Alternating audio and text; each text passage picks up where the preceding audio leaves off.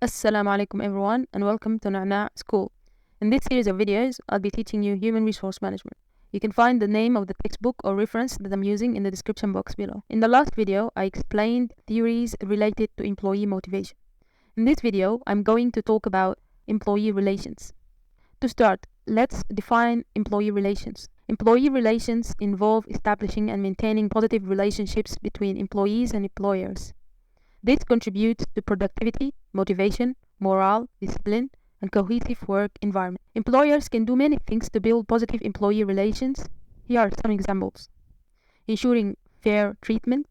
Employees' perceptions of fairness are positively related to enhanced commitment, satisfaction with the company, job and leadership, as well as organization citizenship behaviors. Employers and managers are responsible for ensuring fair, respectful treatment of employees and encouraging employees to treat each other with respect. Communication programs. Effective communication programs boost employee relations. Employees feel better about their employers when they are kept in the loop. Employers should use an open door policy to encourage communication between employees and managers. This two-way communication helps management understand employee concerns.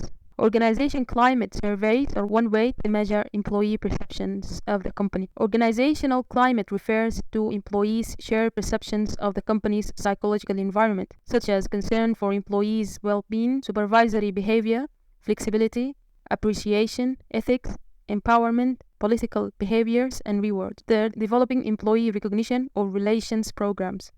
Employee recognition and reward programs, as mentioned in the previous video, play a significant role in fostering positive employee relations. Next, having fair and predictable disciplinary procedures. Discipline aims to encourage sensible behavior at work, meaning adherence to rules and regulations. Discipline becomes necessary when an employee violates a rule.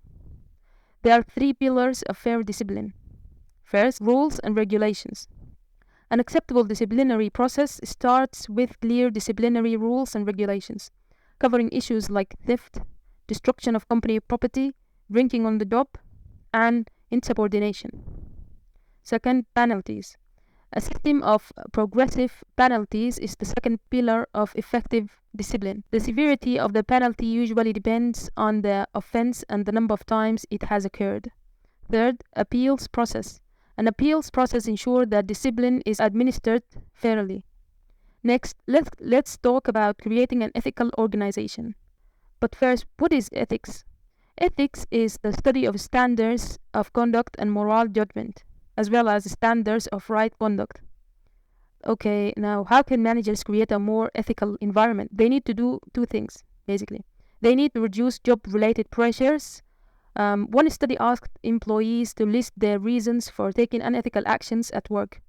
The top reasons were meeting schedule pressures, meeting overly aggressive financial or business objectives, and helping the company survive. Managers also need to walk the talk, meaning they should not only talk about ethics, but also behave ethically.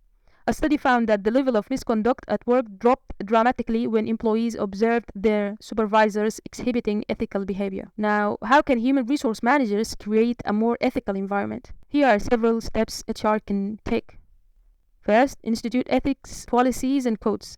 Establishing ethics policies and codes showed that the company is serious about ethics. Second, enforce the rules. Third, encourage whistleblowers. Some companies use hotlines to encourage employees to report fraud, for example. Third, foster the right culture.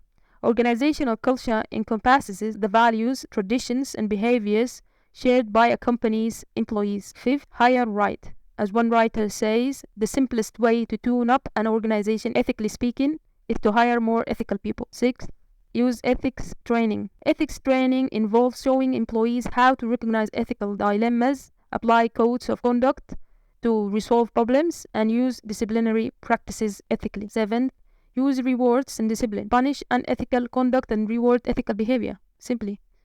Eighth, institute employee privacy policies. Okay, now to summarize, I have defined employee relations and discussed how to build positive employee relations. I also talked about creating an ethical organization. I hope you benefited from this video and understood the concepts discussed. If you have questions, don't hesitate to comment below. I'll be happy to answer them. Don't forget to like and subscribe to the channel and share the video with others so they can benefit too. Thank you for your time. and see you in the next video.